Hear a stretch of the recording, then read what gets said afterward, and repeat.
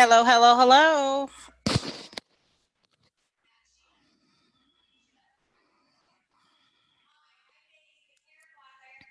Hey, Benita, I see you. Do you see me? Yes, I do. All righty. Well, we've got about 1 minute before we are ready to rock and roll. No, I just can't hear.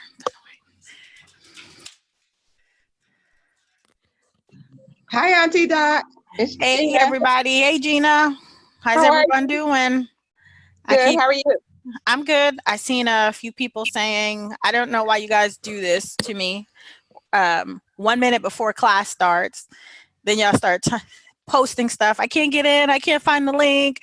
Guys, if It's I'm hard. on here, I can't see all of that stuff that's going on over there. So y'all got to go look for your rest of your sisters.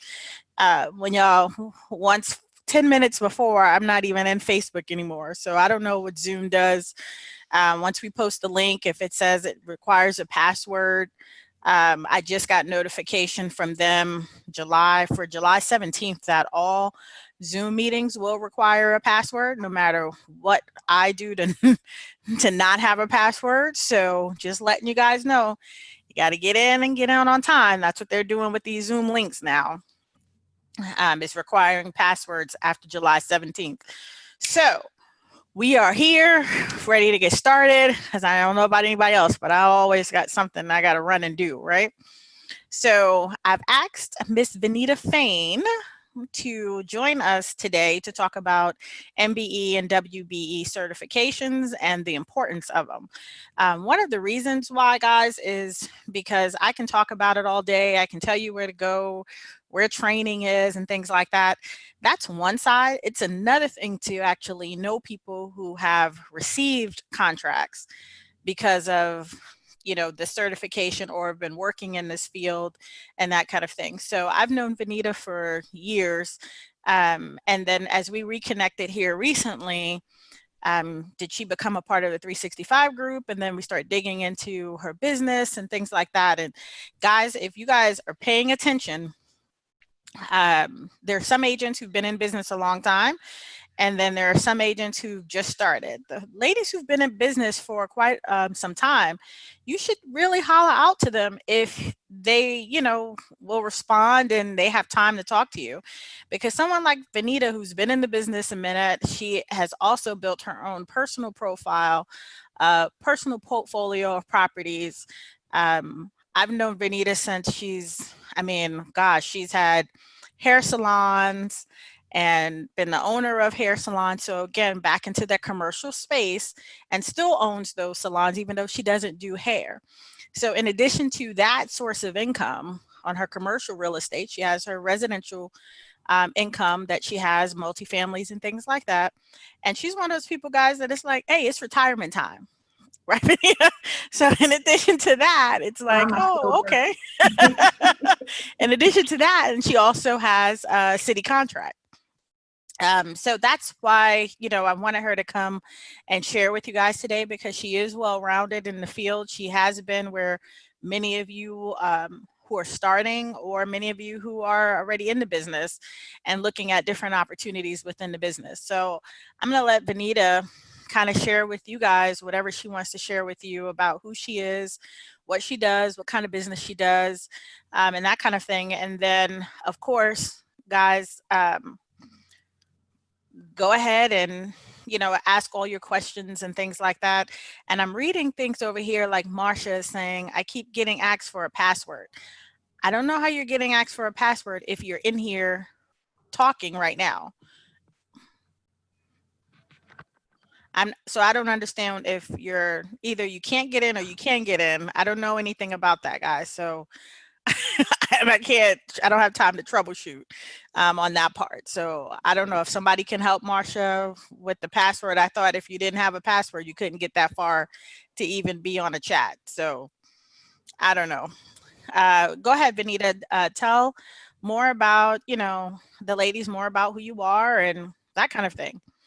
All righty then. Good afternoon, ladies. I'm pleased to be here with a lot of my boss lady sisters and some of the 365 club members, as well as the Invest Like a Boss members. So it's good to see you guys and talk with you today. I'm not as much of a talker as Doc is. I'm good on questions, but I'll tell you what I do know. Today, I'm here to share with you about the MBE WBE certification and what it can do for your business. I'll tell you what it did for mine. It took it to another level. I am a licensed real estate broker. I do some sales. I am an investor. I like to buy and flip properties. I also like to buy and hold properties. I am a member of the 365 Club. And I am nearing retirement age. I should be retired, but I really enjoy what I'm doing, and I can use the money. So I'm here, and I'll keep working. Right now, I have a company by the name of Aaron Maintenance, and I acquired that company when my now deceased husband became ill. I had a beauty salon, as Tamika shared with you. I own Dimples Beauty Salon. We were doing very, very well. My husband became ill. He had a stroke, and he had a contract with a city agency. His thing was to always perform and do what he said he was going to do. And I had to look at things and say, okay, how can I run this business, take care of my family, run my beauty salon, and make sure that he has fulfilled his contractual obligations. So I had to jump in and learn his contracting business, which was make readies for apartment complexes. What I found is that it gave me actually a lot more flexibility than being in the beauty salon. So I diverted my customers over to the other stylists that I had there in the salon. And I began to learn his business. And I said, I can take care of my family. I can take my husband back and forth to his therapy. I can pick my kid up from school like we had been doing every day and still run this business. So I learned it. And actually, I began to streamline things. Management is one of my strong points. What I didn't mention to you was that before I had the beauty salons, I was an official with the Kansas City, Missouri Housing Authority. For a while, I served as their director of Section 8 programs, their director of property management, and for a while, their acting executive director. That was just way too much work for me, because the more work I did, the more work I got and didn't get any more money. So I decided that I was going to do something that was fun, open up my business, and I really enjoyed that. As it happened, his contract dealt with a lot of the things that I had already done there at the Housing Authority. So I understood the business, I understood what they wanted, and was able to streamline those operations and actually grow the business more than he had. What I found out when it was time to rebid his contract was that they were looking, since it was a HUD contract, federally funded, they needed minority participation.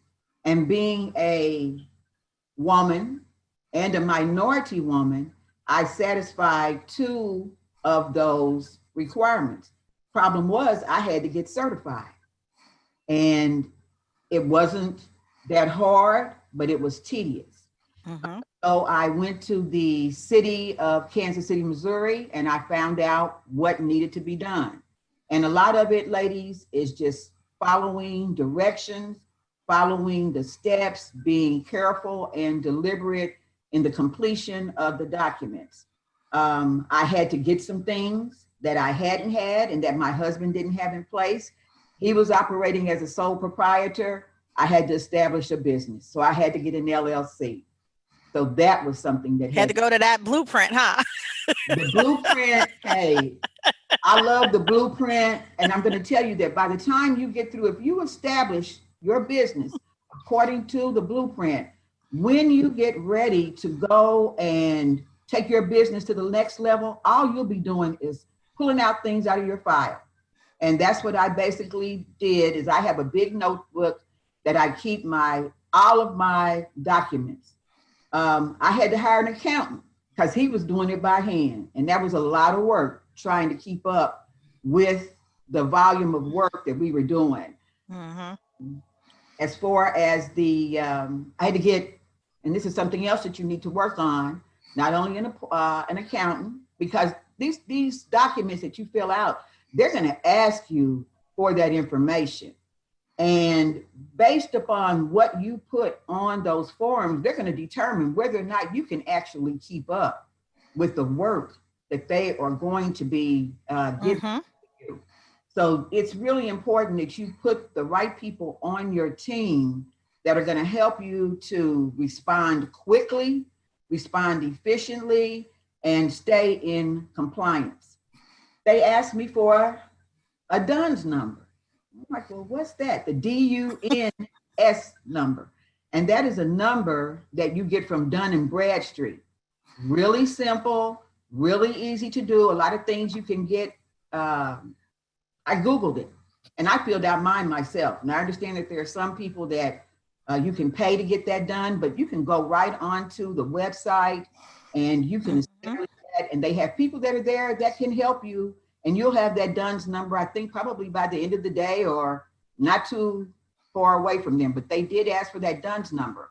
And what that is, it is a number that determines, it's an identifier for your business. And when you start to do business with governmental agencies and things like that, you're no longer looking at, they look at your personal to an extent, but they're really trying to see what your business profile is like. So we got the LLC, the DUNS number, and I had to start from scratch from that because I didn't have any business credit built up. Had to also establish business bank accounts, everything just dedicated strictly to the business. I had them for the beauty salon, but I didn't need DUNS numbers and things like that. But when I was going to be seeking governmental contracts, I needed that. And references, of course, good references, people that are going to say that you perform, that you do what you say you're going to do, that you perform competently. And I bid the contracts. I had to learn how to bid, which basically, I don't necessarily, to an extent, I bid to win, but I really bid to make money. So I'm not going to be the lowest bidder, but I think that I bring value to my bids, and I try to express that in the bid product. And I have been able to win bids where I was, a lot of times with the government, they usually want the lowest bidder. So a couple of times after I rebid some contracts or bid contracts, I was not necessarily the lowest bidder, but the lowest bidder was not the person who could always perform. And so sometimes they work their way back to me. As far as the MBE, WBE certification contracts, or when they're awarding contracts, not only do they look at price, but they award points to those contracts. And they have like a weighting system. So you have to your experience, who you're hiring, if you have the certifications, if you meet the things that they want in terms of business diversity and things like that, you can establish points. So not always the lowest dollar amount is what the governmental agency is seeking. Right now in Kansas City, there's a lot of building going on, airports, new construction. And once you get a certification, let's say if you start at the city, and that's where I started, they put me on a list. So my email is flooded every day with jobs that I can bid. And those jobs that are getting federal monies need MBE and WBE participants, because they have to write up reports and they have to tell on those reports what percentage of those dollars are going to minority business enterprises, to women business enterprises, to Section 3. And Section 3 is a classification that is given to people who may live within a designated area, low income census tract. And I do hire a lot of Section 3 people. Not only is it good for business, it's good for the economy, but it also helps in terms of winning those contracts. And sometimes these are individuals that may be re-entering society, may have some blemish. And I have found them to be some of the best workers ever in terms of dedication. So those Section 3 individuals, if you have them as a part of your workforce, you may also get some extra points in terms of that weighting system. So that's pretty much it in a nutshell. I've also bid county contracts. Some of them may have been too far out for what I wanted to do. I like to kind of play it close to the chest. As Tamika said, I'm nearing retirement age, so I don't have as much to prove as I don't have as much as I want to prove as I did when I was younger. I was very gung-ho and would, just go for it. But you can find those contracts by just simply going to your local entities, your state, your county, your parish, Googling government GSA contracts to find out what is there, what they need, and how you can fulfill that need. When you can solve a problem, you can get paid. That's about it. Solve a problem, get paid. That's it. And so, Benita, someone asked, what was your husband's business? I guess the system was buffering while you were explaining it. Oh, okay. His business was make ready apartments, and he did it for apartment complexes. And so he would go in and do the painting and the cleaning. Well, as it happens, as I said, I used to work in that field. So I understood exactly what they wanted, exactly what they needed. And it's not always, sometimes it helps when you really understand what people need, because the need may be underlined. They'll tell you that they want painting and cleaning. What they really want is painting, cleaning, fast. They want you to help that that manager. The more help that you can give to that manager and take the burden off of them, the more they like you. And so the contract that I have right now, this will be like my third contract with them, my third 3-year contract. And recently, when I won the last contract, again, I was not the lowest bidder. And they let me know that I'm not the lowest bidder, but I prefer that you do business with me because of the quality and the value that I bring, as well as the price. But we put a lot into it to make sure that we take some of that work off of the property managers. And that's really what they need. They need to know that when I've turned that unit back over to them, it's done and it's done right. And we do something like, and we hump all year round. On an average, we do about 15 units per week year round. That's a lot. Okay. So we'll keep, guys, go ahead and ask, post any of your questions there. I'm going to run through a couple of different opportunities and some of the ways how we connect into the different ones. So for example, right now, whatever city I'm working in, so let's say I'm here in Panama City Beach or in Kansas City, I sign up to receive the notices from those cities to find out what kind of funding, what kind of bids that they are sending out.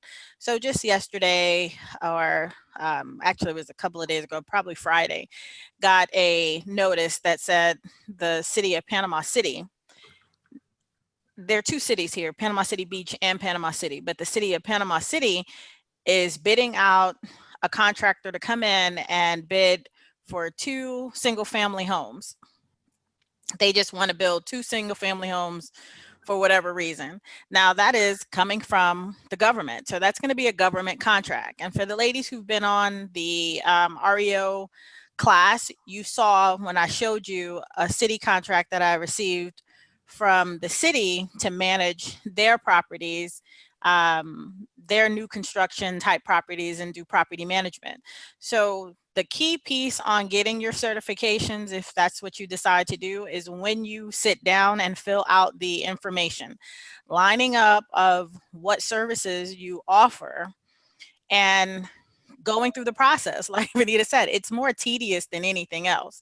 The good thing about doing it when you're a new business is that there are going to be things that just don't apply. So let's say you started your LLC today and you applied for to get your minority business certification or whatever it was. The one thing I found in doing when I did it early on in my business, a lot of things I just didn't have.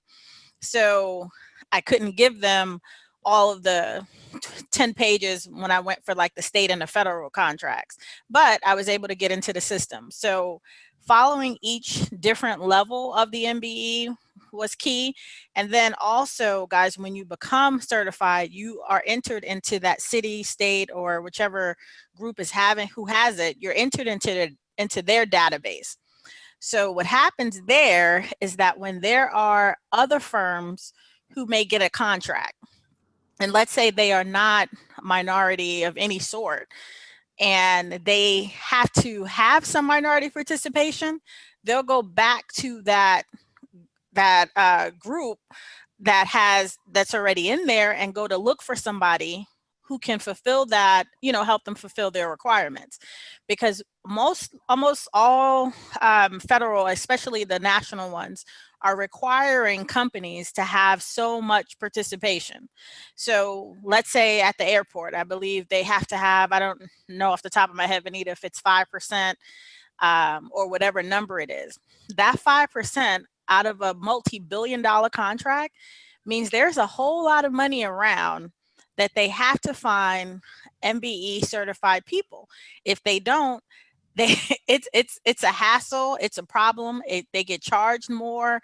It's a whole lot of things that just makes it so much easier if they can contract out your company to, let's say, even do paperwork for them. All of my girlfriends have a contract, guys, with one way or another. And that's why I tell you guys, you got to always look at diversifying your business.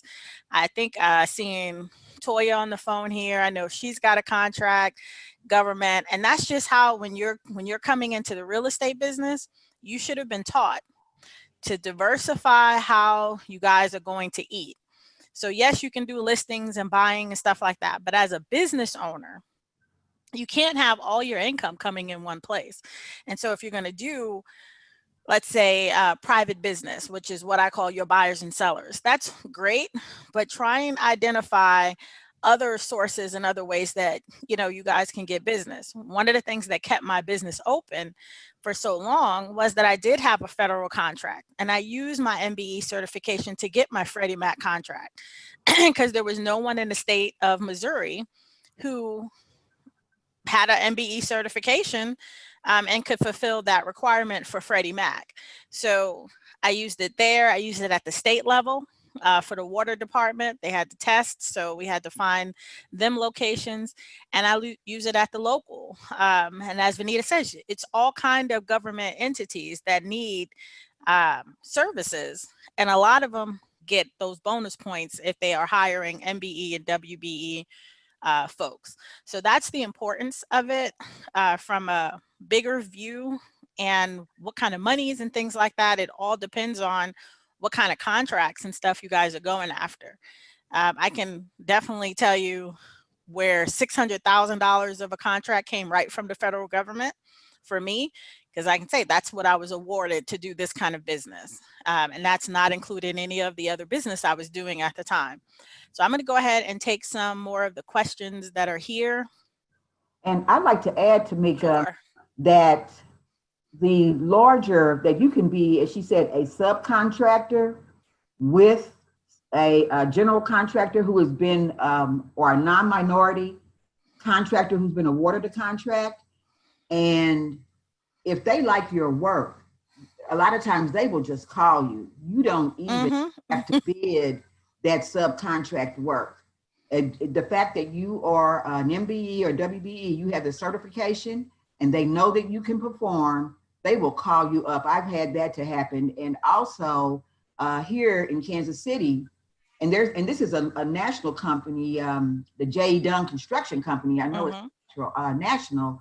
They put me through a training program to learn what it was that they wanted, so that when they needed the services that I provided, I could call. They need MBEs, they need WBEs. Women-owned businesses are some of the fastest growing businesses here that are growing the fastest, and women are demanding their piece of the pie when these contracts are awarded with city and with governmental agencies, and they're paying attention to that, and those requirements are being written into the contract. And I couldn't think of the name of the construction company until you just mentioned it, but that's one of my girlfriends. She has the attorney contract with that construction company. And so they call her, she just stays on their contract list all year long with that. And she says, one of the things she says is, for the little bit amount of work that she does, for what they pay for just her doing that one service, she doesn't have to work anymore during the year for just that one contract. And that's what she says. She's kind of spoiled. And now she's like, I kind of feel bad because I'm not doing any real work. And she's retired, kind of a thing. And she's an equestrian attorney on top of that. And so she's like, but they call me because I can deliver and I do it. So I bill them and I keep on going. And it makes, it hits all of their requirements to get those national contracts, those city contracts. Like the city cities don't want to award corporations or companies contracts if they are not going to employ the very markets that they want to see, be put in there. And that's why they have those there, guys, is so that you can get the contracts. I just find that a lot of people are not going after them, are not bidding for them, are not taking the time. I see Ebony asks, was the certification process hard? She said at the beginning it wasn't hard, it was tedious. That's what it is, guys. It's tedious. It is, here are 50 things you need, or here are 15 things you need. Now submit all of that in the process and then we'll get back to you. It's not a hard thing. It's like either you have this stuff or you don't. And if you don't, go get it. Yeah. It's like you have a DUNS number and someone's asking how much does it cost for the certification. The certifications don't cost anything. That's what's like, I don't understand why folks are like, why are we skipping over this stuff? It doesn't cost you anything. Your DUNS number doesn't cost you anything unless you pay someone to go do it. But you can go and apply for a DUNS number for free.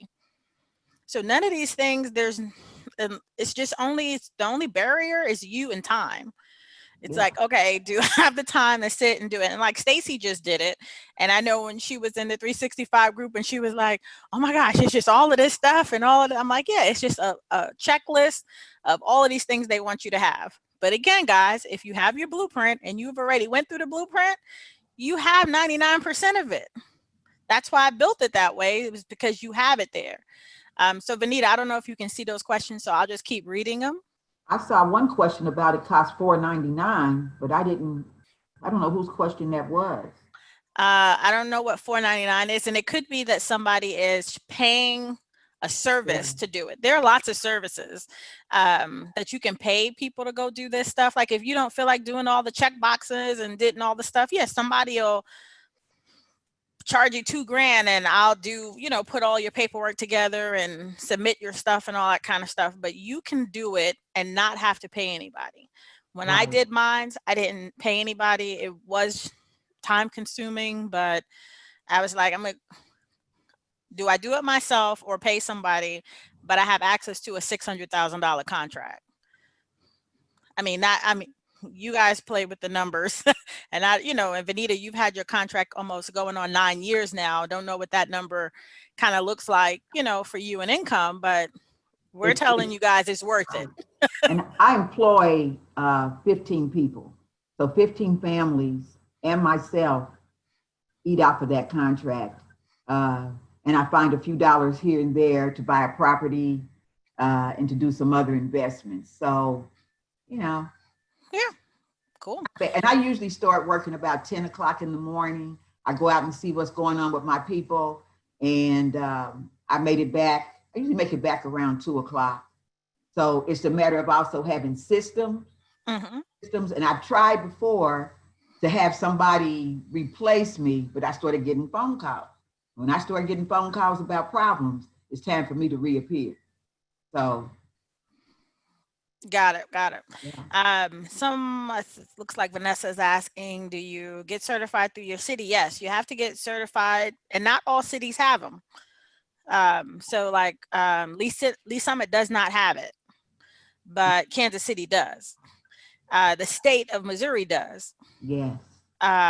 So I would always tell you guys, go into, like Vanita said earlier, Google MBE, WBE certifications and put your city in there and see what pops up.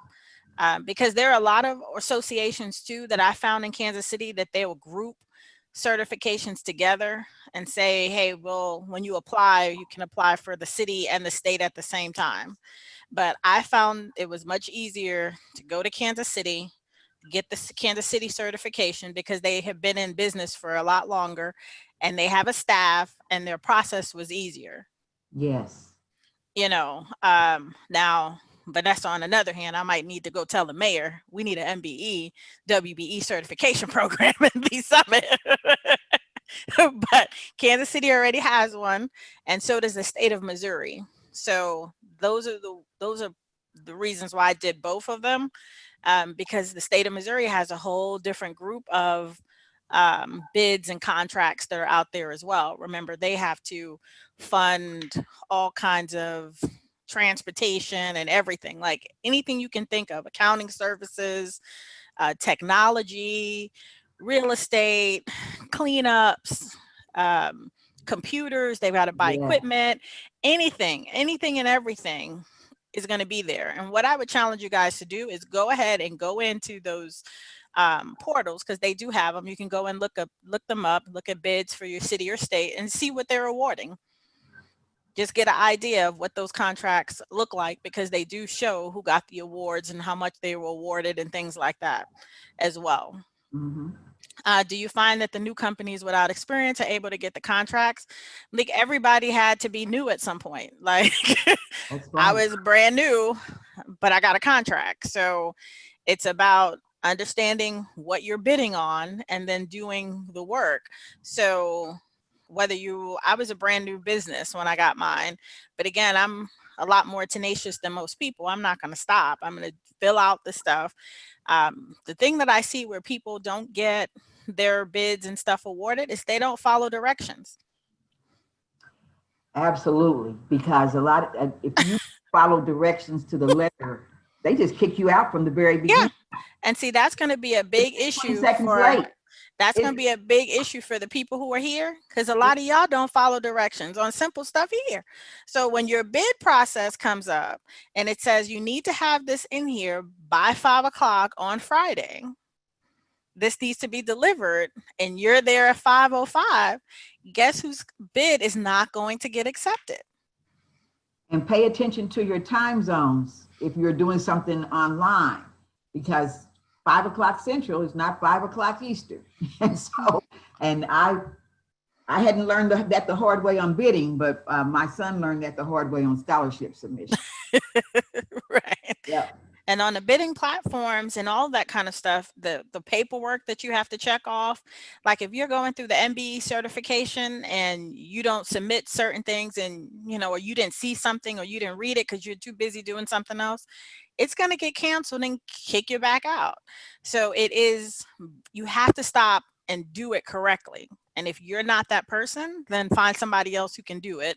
Yeah. Because you have to cross T's and dot I's, or it'll cost you, time and money, more importantly, of being in there and getting those some of those contracts awarded that way. And guys, a lot of the things that you go to bid on, they will have workshops that you can attend before you bid. What are they called, Vanita? Do you remember what they're Pre-bid called? conferences. The pre-bid conferences. That's very important, to go to the pre-bid conference so that you will know what it is you're bidding on. You will get a chance to, they'll give you examples that you can put your eyes on, and you will know You may even meet some of the other contractors or people there who have bid before. And at a lot of the bid openings, you are allowed to see what those bid tabulations are. Who bid what? So that can be a help also. If you don't win that particular bid, you can look to see who won, what was it that they were including, that they were including, what their pricing and things like that are. Because sometimes when you're new, you may not know exactly what should I charge, for this, what's gonna get that bid for me and I make money and not lose money. And you begin to kind of figure out what your margins are. And then also, I've also had the opportunity that when they have placed the bids out and something in the bid didn't make sense, and that's the reason for the pre-bid conference, to bring those things up, because a lot of times people are writing bids who have no idea for real what it is that needs to be done. You can have an opportunity to have some input on what the bid specifications are. Yeah, so that's the good thing about when they announce those, when they say, hey, we're going to put this bid out, they'll have a calendar of this is when it's coming out. These are when questions are going to be answered. Here's the pre-bid conference. So to those questions on how do you learn how to bid, you need to go to those conferences, go to those pre-bid conferences, ask, because you will be in the room with the people who are going to award the contract as well. So it would behoove you not to show up to the meeting and find out exactly what they're looking for and meet other people, because the other people who are in the room may be people you need to team up with later on, not your competition all the time. Because if you don't get the award and they get the award, and now you have to somebody has to have additional contractors or something like that, you can team up with them. So getting to those meetings when they're setting them and what they're showing is the best way to do it. Someone asks, what's your recruiting process for finding employees when you're just starting? That's not sure if that really is pertaining to MBE. Here, well, are you able to partner with a contractor to do rehab work? That's always going to be a yes. What were you saying, Benita? I was going to say, and again, when you read the paperwork very, very carefully, because sometimes it'll throw a hint in there, especially if you're doing like a city contract.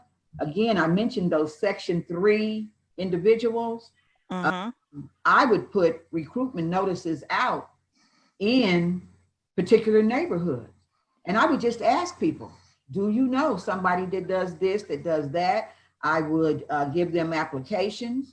Go to FEC, the Full FEC, Employment Council. Because you will find those individuals. And when you say that you intend to hire very low to low income people, and they have those people to certify too, few extra points.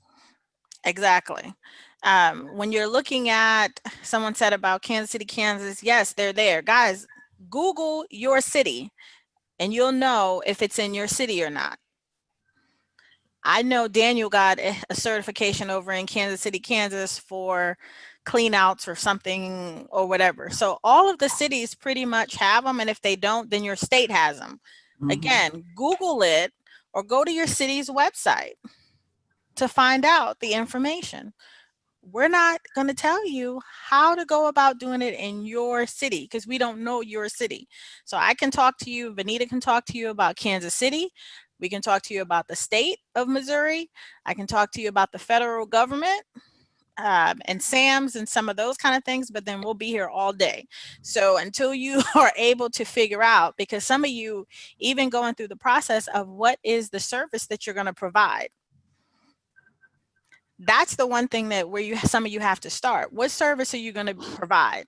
So you're just talking about real estate services. You're going to help them buy or sell their properties. They have tons of people who are doing that on a commercial side. So now you want to narrow down, what are your services? What kind of services can you provide that are going to be in there? Because when you fill out these applications, they're going to ask you, what do you do? So you're going to need to know, do you do sales, or are you talking about your other businesses, or are you doing clean outs or trash outs, or are you doing rehab work, or, you know, and if you're going to say you're doing rehab work, guys, they're going to ask for your licenses.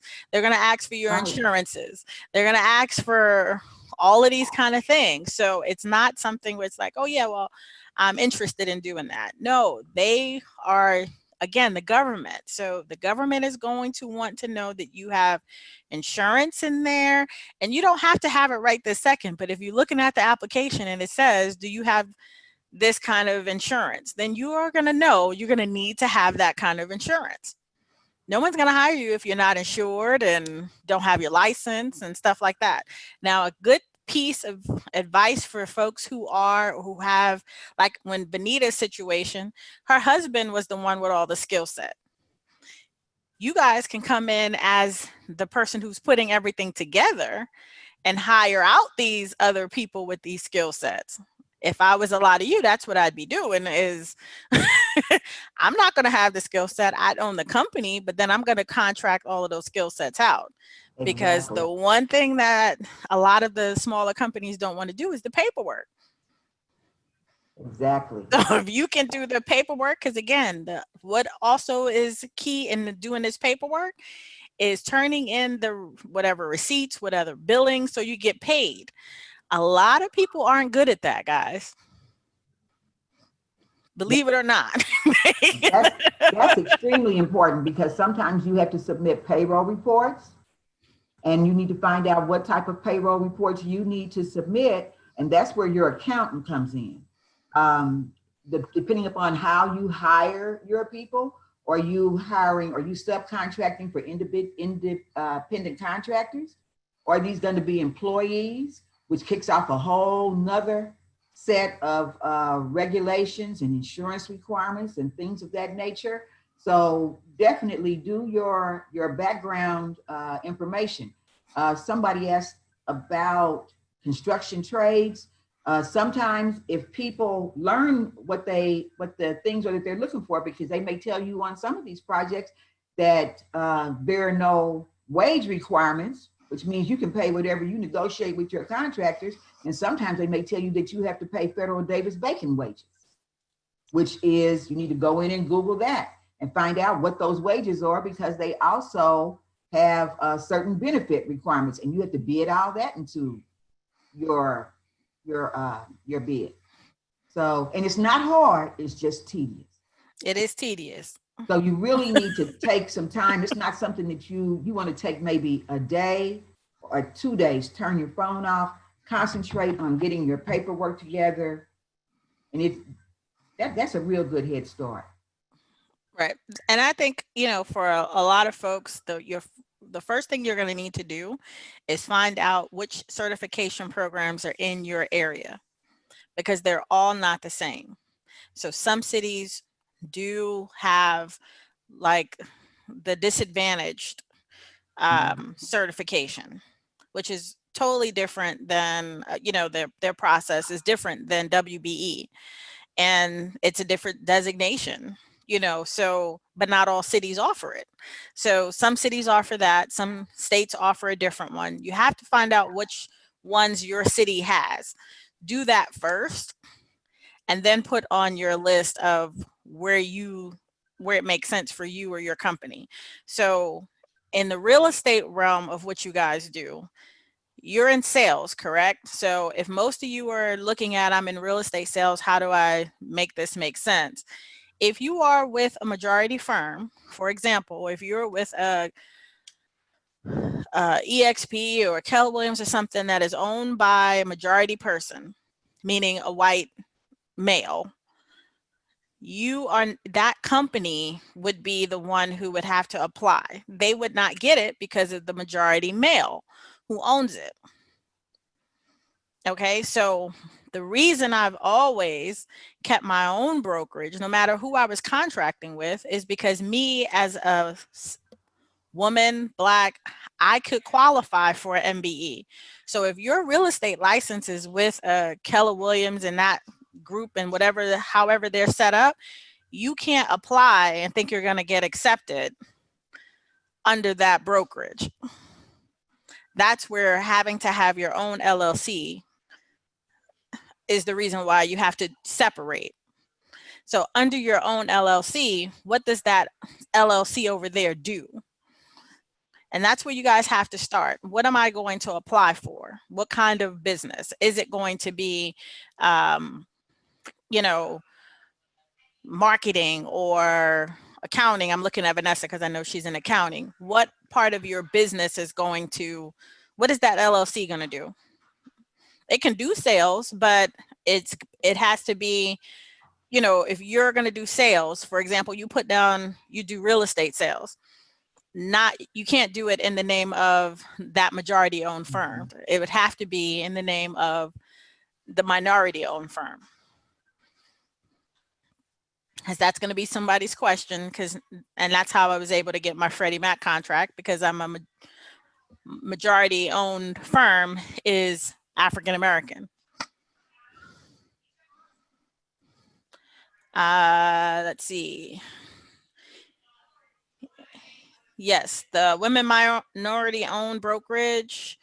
That is why I've always set it up that way. When people always ask, that's why I can never fold my company into anyone else's company, because I hold contracts in my company. So the real estate house is minority owned. So we can apply for contracts all over the country because we're minority owned. And so people are like, oh, you should go to this company. Why? I can't do anything outside of that. Any other last questions, guys? I am, of course, getting ready to head out of this hotel over here of where I'm at. I don't know, Vanita, do you see any questions up there that you didn't I get? can't see any questions. You can't see anything? No. All right, let's see. What do we not? I better not go clicking things because I might mess something up. I think Ebony has been helping us out on when, like, JE Dunn construction company and stuff like that.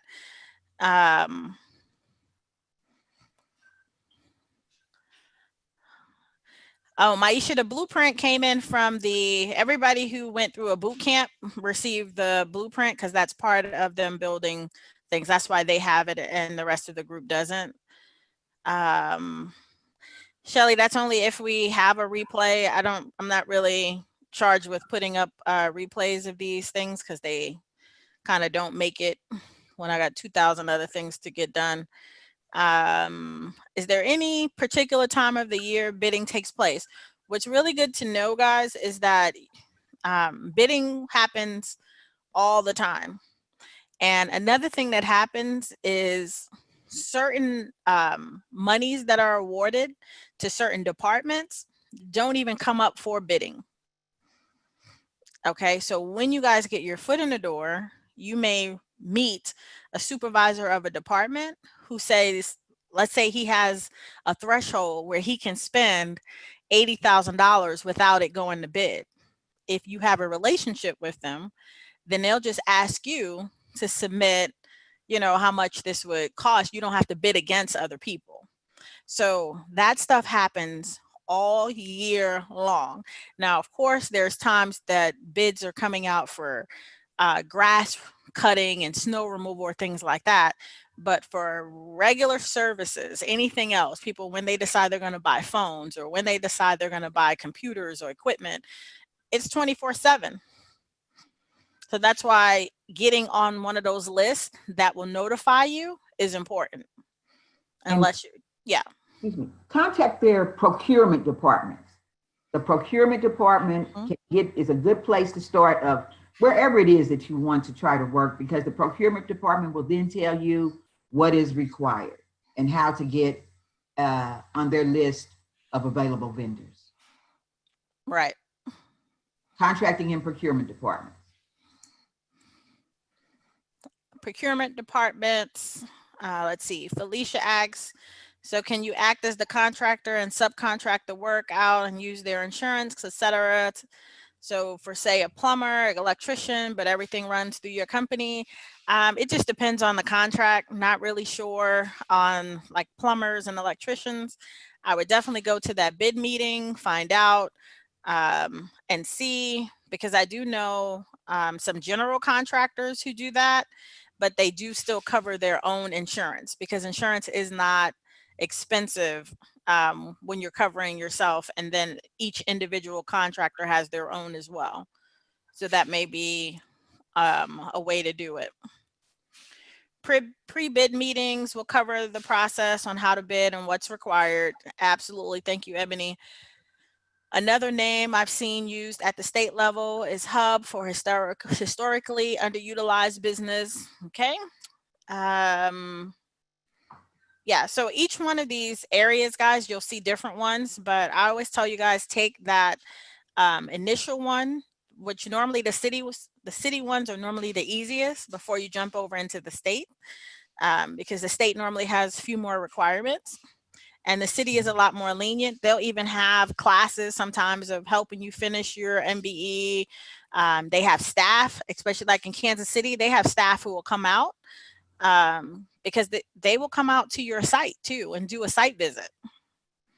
That was the one thing I don't think people quite got, that folks were going to come out and double check that you said you had all these things going on. And they didn't mind that it was in your house. It was just when they showed up, that's where was the dedicated space, where was or whatever you put on that application is what they're looking for. So they have come out and have done site visits for us as well. Exactly. I think that is the key piece to this, guys. It is not hard. It is tedious. That's the key piece. But if you guys are doing contracts and getting people from beginning and helping them buy to closing, then you know tedious. You know several amendments. You know what that all looks like. It's not a commission check right there at the end of it. But this is long-term, build business, build, money. I don't know all of Vanita's things, but I know I can tell you she's at least added 6 figures onto her business, just having her certification and piece in there. And she hasn't even talked about that she's been a real estate agent and all along the while doing these other things. All those other little things. And they pay on time, with time, in time. And my money's going to be deposited. So that's very good. I have some contracts with some other apartment complexes as well. And generally they pay pretty good, but I have to say that these other contracts, they've spoiled me. So I'm not really big on trying to chase my money down. Right. Especially after I paid people. I paid those, I paid my people. So right. I get reimbursed. That's right. And I don't normally even go after a lot of contracts that have like a whole lot of employees attached to it. It just depends on what it is. It's like, I like the ones that require us to just do the work. They don't really care about all the other stuff. I'm like, okay, I'm good there, because sometimes it's better for me to use independent contractors versus employees. So again, guys, you just have to read it, take a look, and then you'll get familiar with the space. So guys, hopefully this helps. And I know some of you have already started looking down that route. I just wanted you guys to hear more from Vanita and how she did it and incorporated her husband's business into her empire. So if you got other folks in your empire and they've got some stuff going on, bring them on in. And then you can manage their stuff and help them take their stuff to the next level too. So, okay, guys, gotta run, gotta get on up this road. Talk to you guys later. Thank you, Vanita. Ladies. You can get in touch with me for any questions you might have. I'm on the group. She in all the groups. I'm in the groups. Okay. Have a good day, everybody. All right. Bye-bye. Bye-bye. Thanks, Tamika.